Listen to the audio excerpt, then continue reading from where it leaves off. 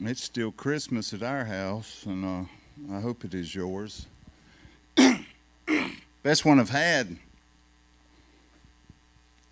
I'd say, in 20, 30 years. Uh, it was the spirit of it. It was what you felt in the air.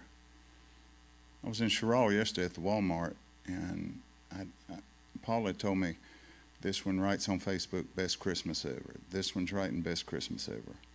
And it literally was because of the love that you just felt. I mean, wow. It was amazing. It wasn't the gifts. Got some great gifts, but wasn't my birthday. I'll take them. Don't take them back. But it was the spirit. Caitlin, Tiff, Katie, Brian, Chris, Alan, everybody. Just Kim, everybody seemed dialed in. But I know there's something in the air.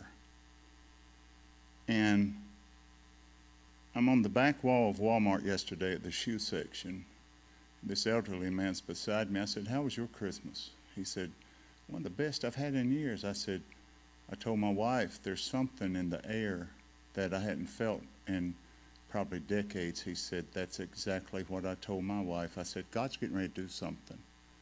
And I said, this thing's about to wrap up that we take so for granted. And I could tell he had already talked about the same thing. We heard Preacher Bud say it for years, and those of you that come from other churches, you've heard preachers preach it since you was a kid. But I tell you, we're closer than you would ever imagine.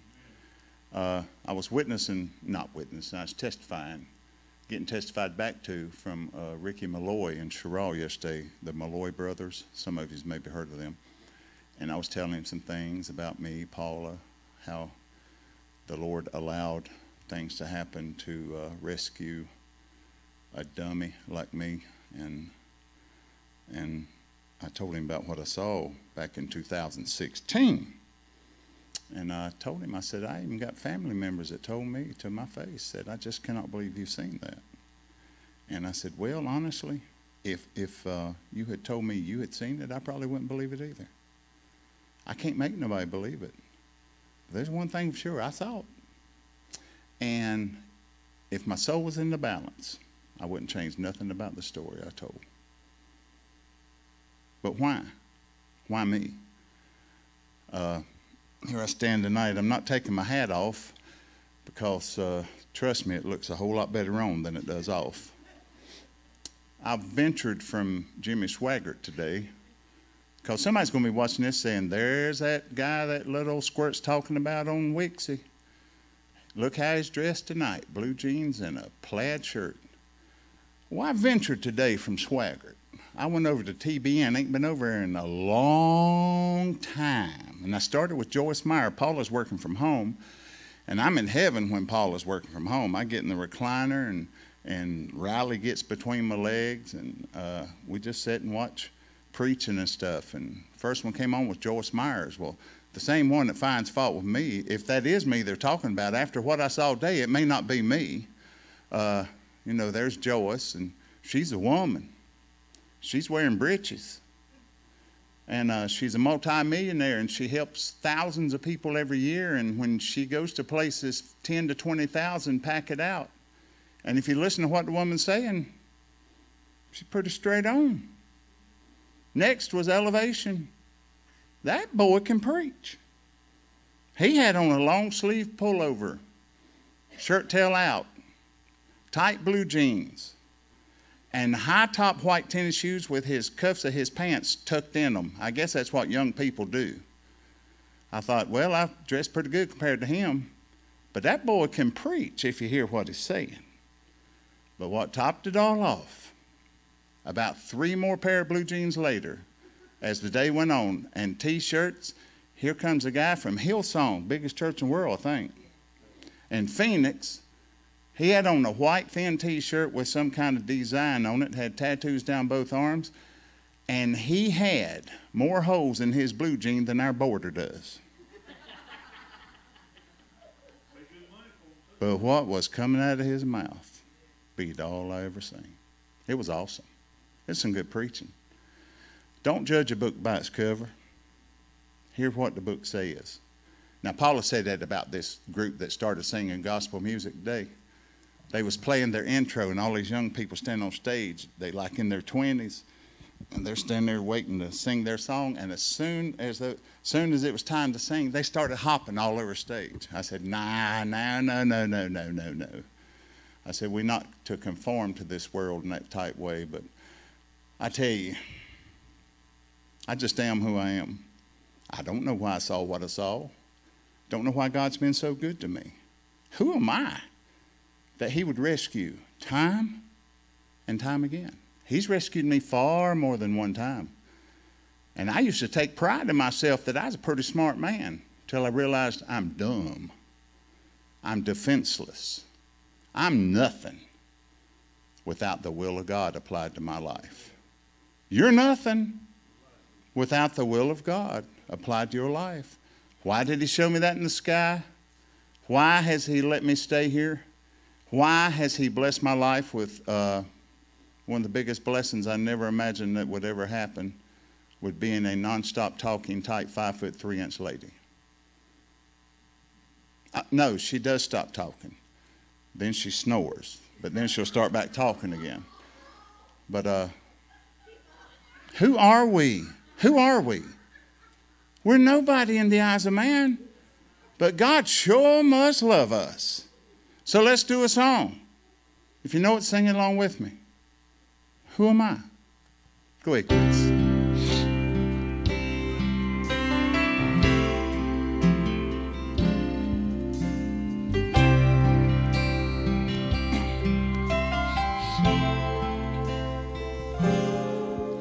When I think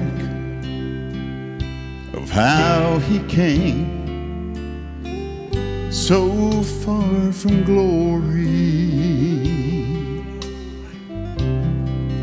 he came and he dwelled among the lowly,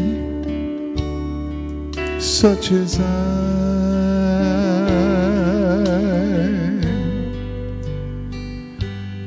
He suffered pain and such disgrace, and on Mount Calvary took my place.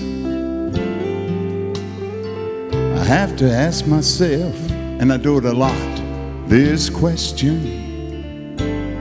who am I? Then it goes this far: I'm reminded of his words, Sonny, I'll leave you never.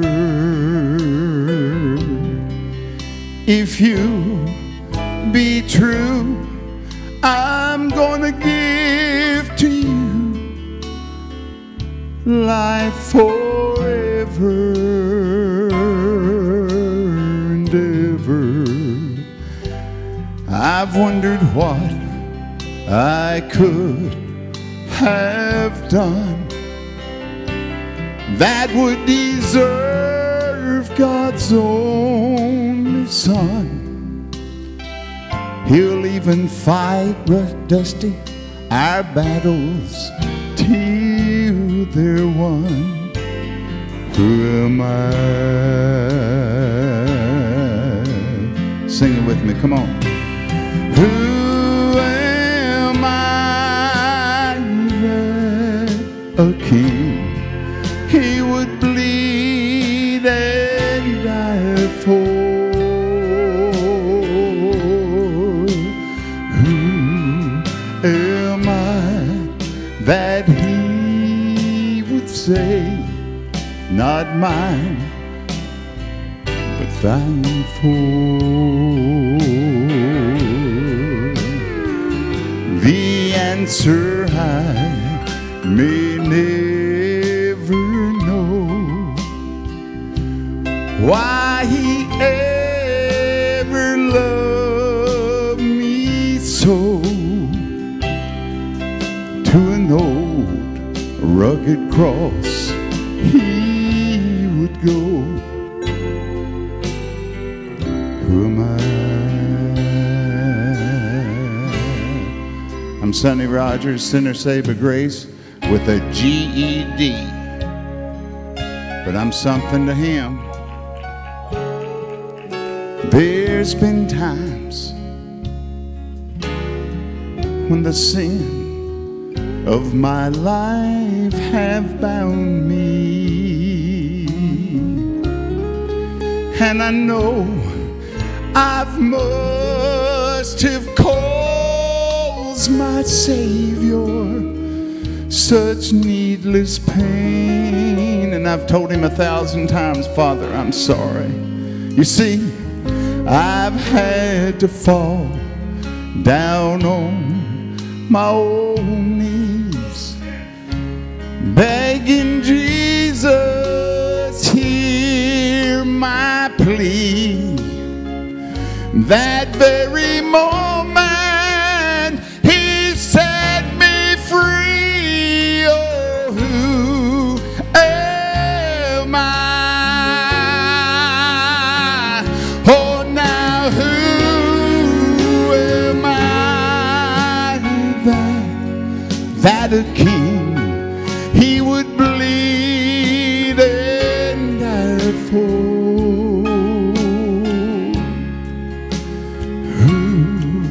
Who am I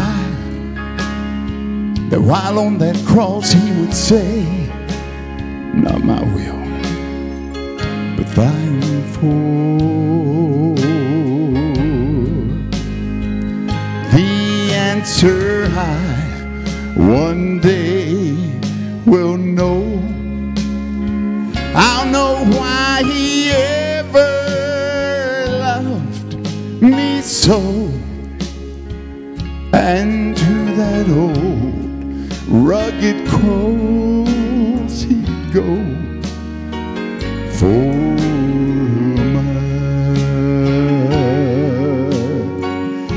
oh, and to that old rugged cross he'd go. For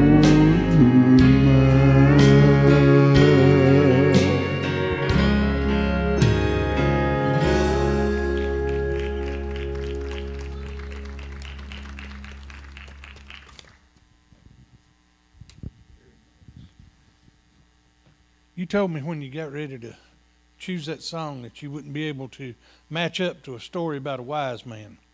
I think you're going to be wrong. I have found it amazing that God can use anything to get his message out. And where Sonny didn't think that song was going to match up to what I was going to speak on, I think it does. I think it's amazing. I was going to do this Sunday in our Sunday school class, and it's a little bit much for a Sunday school class at times, but I'm going to try to run through it tonight.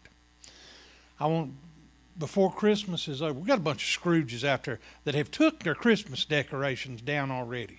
If you go into a CVS, everything from Christmas is gone. It's all about Valentine's Day, and they're putting out Easter. And I'm sorry. I like my tree. We could leave it up year round. It would be fine. In the days when Augustus Caesar was master of many kings, and Herod reigned in Jerusalem high on the hill overlooking the region of Persia, sat the estate of Artaban the Median, a priest of the Magi and a king in his own right. This is the story of the fourth wise man. On this particular night, as he stood on the terrace of his roof, dawn was threatening to arrive. The cool and the quiet that reaches its peak just before the first rays of sunlight appear had begun. And far over the eastern plain, a white mist stretched like a lake. Just above that, the sky was perfectly clear. Artaban was trying to free his mind from all that had happened just hours before, trying to make sense of it actually. His friends could not comprehend his newfound understanding that the answers were no longer in the stars. They refused to go with him on his journey to find the king who was to be born this night. In fact, they had wondered out loud what had happened to Artaban's rational mind, his predictability, even his sanity. They had known him as a scientist, not a believer in a child born to become king and to be the hope of the world out of some vague predictions. Artaban held on to the knowledge that at least 3 of his colleagues amongst the Magi believed with him. They understood why he would sell his home and all of his possessions and use what he received in order to buy gifts for this king yet to be born. Gaspar, Melchior, and Belshazzar would be the ones who would join together with him to journey to find this one that was to be born, the king of Israel. He reached into his pocket and drew out 3 great gems. One was as blue as a fragment of the night sky. One was redder than a ray of sunshine. And one was as pure as the peak of a snow mountain at sunrise. These were his gifts to his king, his tribute to honor him.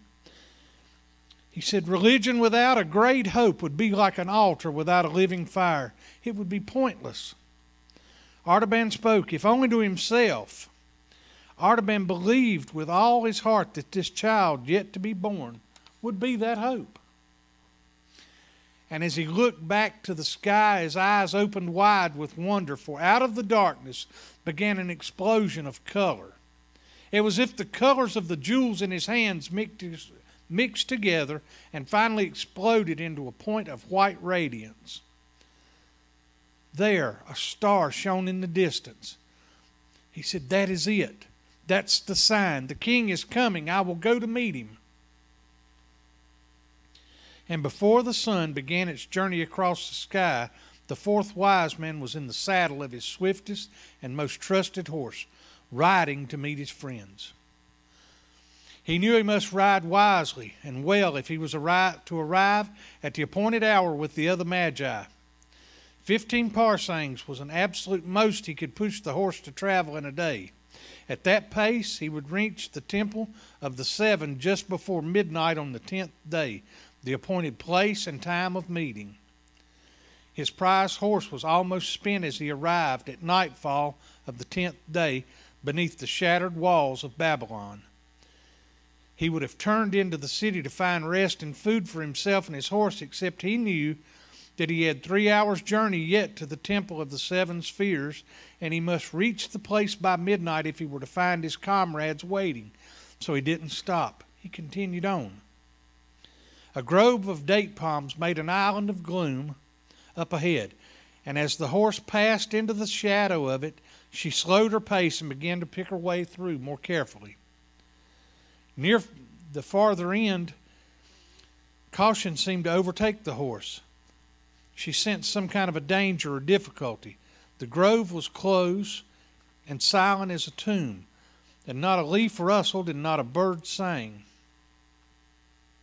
At last she stood stock still, quivering in every muscle, before a dark object in the shadow of the last palm tree. Artaban dismounted.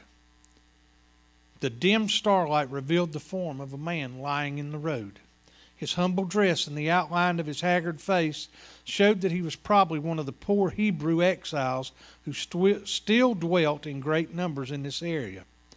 The chill of death was in his lean hand, and as Artaban released it, his arm fell back limply onto his motionless breast.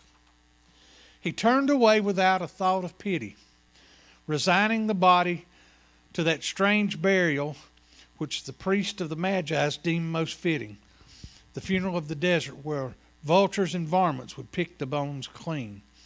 But as he turned, a long, faint, ghostly sigh came from the man's lips.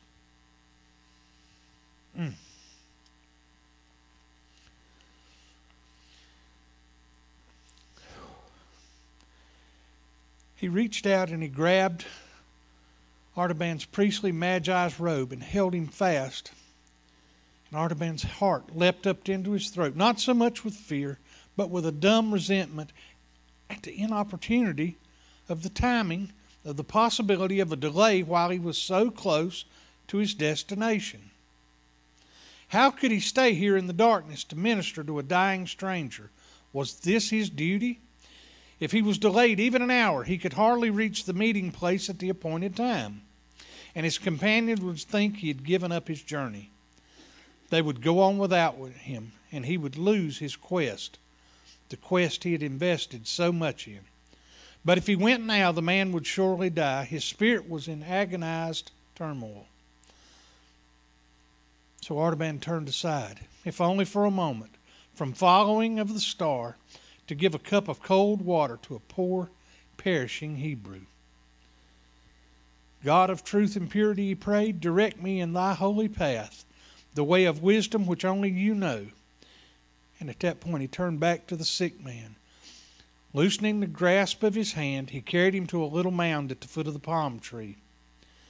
Making sure he was comfortable, he brought water from one of the small canals nearby, and he moistened the sufferer's brow and mouth, and he mixed a drink of one of those simple but potent remedies always carried around in his girdle, for the Magi's were physicians as well as astrologers.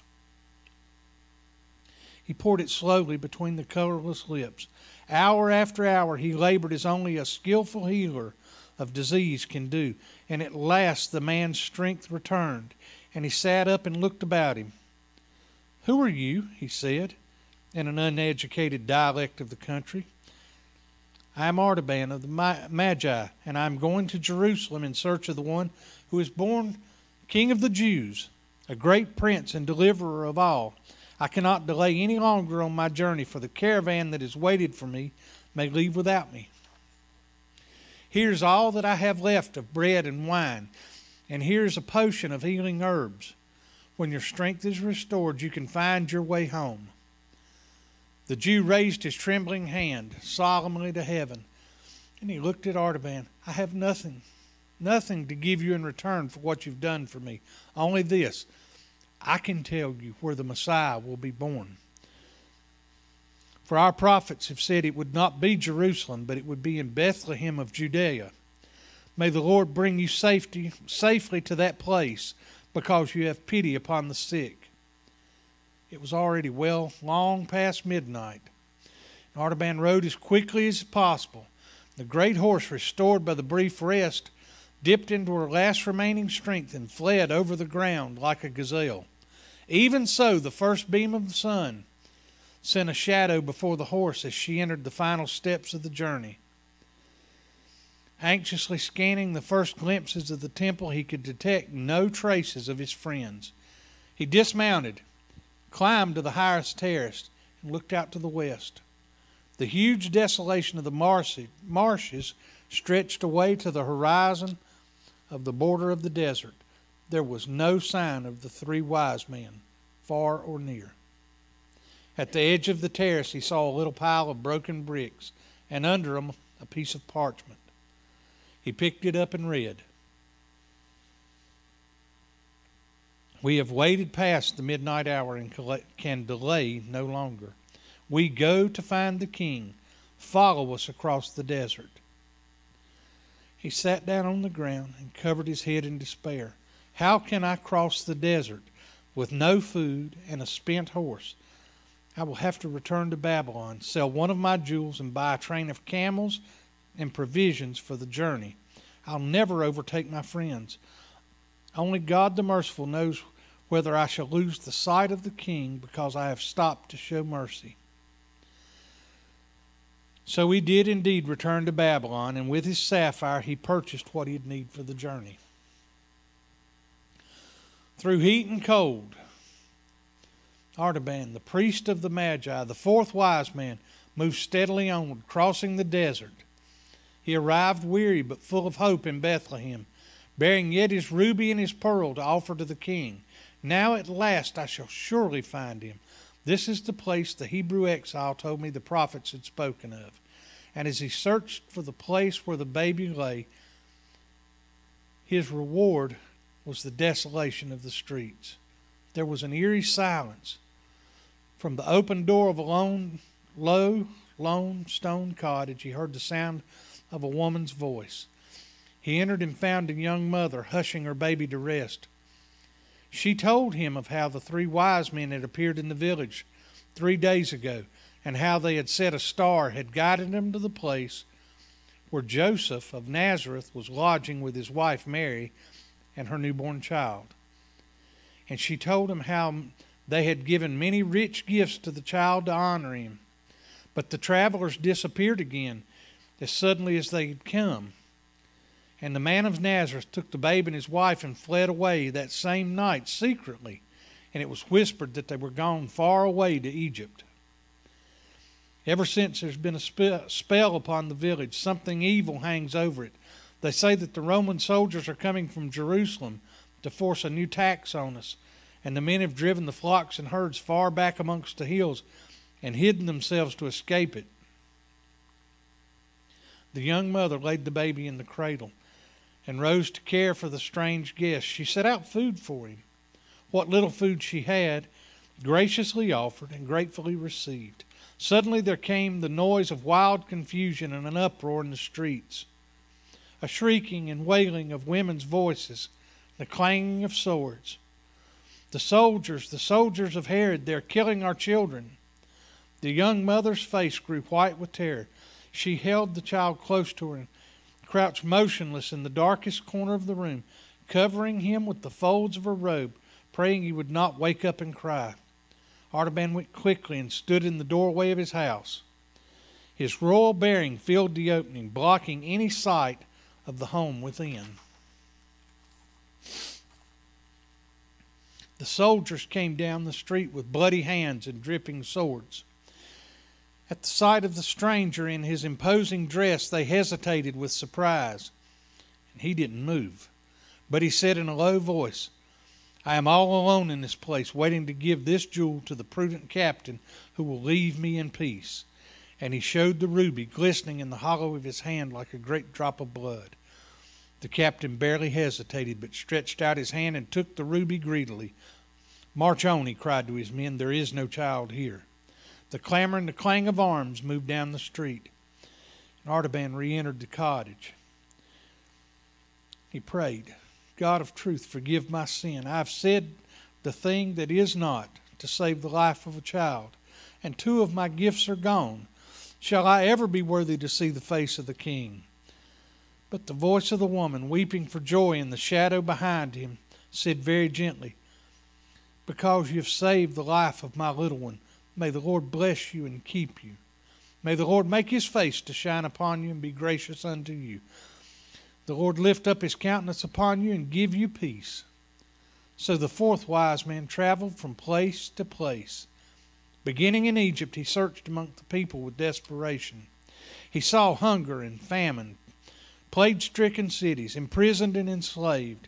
And in all this mass of humanity, he found none to worship, but many to help. He fed the hungry, he clothed the naked, he healed the sick, and he comforted the captive. And his years went by swiftly, more swiftly than the weaver's shuttle through the loom, leaving behind a pattern of love and compassion. It seems almost if he had forgotten his quest. 33 years of the life of Artaban passed away. He was still a pilgrim and seeking after light. His hair was now white as wintry snow, worn and weary, ready to die, but still looking for his king. He had come for the last time to Jerusalem. He had often visited the holy city before, and he had searched through all the lanes and crowded hovels, back prisons, without finding any trace of the family of the Nazarenes who had fled from Bethlehem long ago. But now it seemed as if he must make one more effort, and something whispered in his heart that at last he might succeed. It was the season of the Passover. The city was teeming with strangers and many languages. But on this day there was a singular agitation visible in the multitude. The sky was veiled with a dark and rolling gloom. And as Artaban joined the company with a group of people from his own country who had come up to keep the Passover, and inquired of them the cause of the agitation, they said, "We are going to the place called Golgotha, outside the city walls, where there's to be an execution. Haven't you heard what has happened? 2 famous robbers are to be crucified, and with them another, called Jesus of Nazareth, a man who has done many wonderful works among the people, so that they love him greatly. But the priests and the elders have said that he must die, because he has named himself as the Son of God. And Pilate has sent him to the cross. He said that he was King of the Jews. Artaban's heart beat quickly. Could it be the same one who had been born in Bethlehem 33 years ago, at whose birth the star had appeared in heaven? He said within himself, could it be that my last pearl is just in time to offer for his ransom and save his life? So the old man followed the crowd. Just beyond the entrance of the guardhouse, a troop of Macedonian soldiers came down the street, dragging a young girl with a torn dress and matted hair. As the once noble and stately Magi, still priestly in his bearing, paused to look at her with compassion, she broke from the hands of her tormentors and threw herself at his feet. Have pity on me, she cried, and save me for the sake of the God of purity. I am also a daughter of the true religion which is taught by the Magi. My father was a merchant, but he is dead, and I am seized by debts to be sold as a slave. Save me from this fate that is worse than death. Artaban trembled. It was the old conflict, the one down in his soul, which had come to him in the palm grove of Babylon and in the cottage of Bethlehem, and in the conflict between the expectation and the impulse of love. The conflict between the gift he hoped to offer the king and the open-faced need that was right before his eyes. This was the last time to face this choice. One thing only was sure to his divided heart. To rescue this helpless girl would be a true deed of love. And is not love the light of the soul? So he took the pearl from his bosom. Never did it look so luxuriant, so radiant, so full of tender, living luster. And as he looked at it, a soft, iridescent light, full of shimmering gleams of blue and rose, trembled upon its surface. It seemed to have absorbed some of the reflection of the colors of the lost ruby and sapphire. He looked at her and said, "This is your ransom, daughter. It is the last of my treasures which I kept for the king." While he spoke, the darkness of the sky thickened and shuddering tremors ran through the earth. The walls of the house where they stood in the shadows rocked back and forth. Stones were loosened and crashed into the streets. Dust clouds filled the air. Soldiers fled in terror, but Artaban and the girl who he had ransomed crouched helpless beneath the wall. What did he have to fear? What did he have to live for? He had given away the last gift to the king, his tribute, and with that gave up the hope of ever finding him. The quest was over, and it had failed. But even in that thought there was peace. It wasn't resignation. It wasn't submission. It was something more profound and searching. He knew that all was well because he had done the best that he could from day to day. He had been true to the light that had been given to him. One more lingering tremor of the earthquake quivered through the ground, and a heavy tile shaken from the roof fell and struck the old man on the temple. He lay breathless and pale, with his white head resting on the young girl's shoulder and blood trickling from the wound. And as she bent over, afraid that he was dead, a sound came through the twilight, very small and still, like music from a distance, in which the notes are clear but the words are lost. The girl turned her head to see if someone had spoken from the window above them, but she saw no one. The old man's lips began to move, as if in answer. Clearly he had heard the words, and she heard him say in his native tongue, "Not so, my lord. When did I see you?" And he stopped talking, and the sweet voice came again. And again the girl heard it, very faint and far away, but now it seemed as though she too understood the words. And she heard this: Verily I say unto you, inasmuch as you have done it to the least of these, you have done it unto me. And a calm radiance of wonder and joy lighted the pale face of Artaban, like the first ray of dawn on a snowy mountain peak. And one long last breath of relief exhaled gently from his lips. His journey was ended. His treasures were accepted. The fourth wise man had found his king. In the midst of our Christmas, we sometimes miss out on what we're supposed to do. Sometimes it's the little acts of love that we do for one another. Sometimes it's those acts of love we do for those that are in need. Sometimes we don't even think it matters. But you never know when it's that little thing that you do that's going to make all the difference in the world to somebody else. If we can keep that spirit going throughout the year, we'll make the Savior smile. That's what He wants us to do. Friends, He don't need gifts. He don't need us to bring Him treasures. My God uses gold for paving stones. What He needs is us. And He needs us to reach a hand out to those around us that need our help.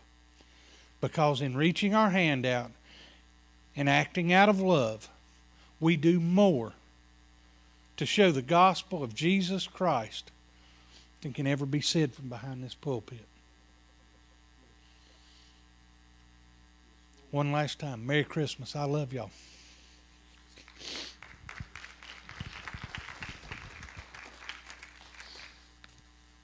I've had that story tucked away for a long time.